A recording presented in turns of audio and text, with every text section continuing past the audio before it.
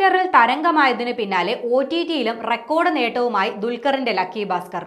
നമസ്കാരം, കൊട്ടാരക്കര മീഡിയയിലേക്ക് സ്വാഗതം. ദുൽഖർ സൽമാൻ നായകനായി എത്തി തിയേറ്ററുകളിൽ വലിയ വിജയമായ പുതിയ ചിത്രമാണ് ലക്കി ഭാസ്കർ.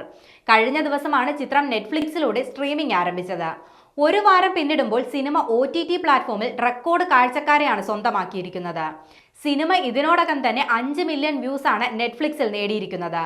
ഇതോടെ നെറ്റ്ഫ്ലിക്സിൽ ഏറ്റവും കൂടുതൽ കാഴ്ചക്കാരെ സ്വന്തമാക്കിയ തെന്നിന്ത്യൻ സിനിമ എന്ന റെക്കോർഡും ലക്കി ഭാസ്കർ സ്വന്തമാക്കിയതായി ട്വിറ്റർ ഫോറങ്ങൾ റിപ്പോർട്ട് ചെയ്യുന്നു. അതേസമയം തെലുങ്കിൽ ലക്കി ഭാസ്കറിന്റെ വിജയത്തോടെ ഹാർട്രിക് ബ്ലോക്ക് ബസ്റ്ററാണ് ദുൽഖർ സൽമാൻ സ്വന്തമാക്കിയത്. ആഗോളതലത്തിൽ 111 കോടി രൂപയിലധികമാണ് ലക്കി ഭാസ്കർ നേടിയത്. കേരളത്തിലും ഗൾഫിലും ചിത്രം വിതരണം ചെയ്തത് ദുൽഖർ സൽമാന്റെ വേഫെയർ ഫിലിംസ് ആണ്.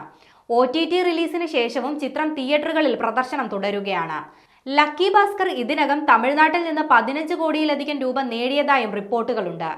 ശിവകാർത്തികേയൻ ചിത്രം അമരൻ മികച്ച പ്രതികരണത്തോടെ മുന്നേറുമ്പോഴാണ് ലക്കി ഭാസ്കറിന്റെ ഈ നേട്ടമെന്നതും ശ്രദ്ധേയമാണ്.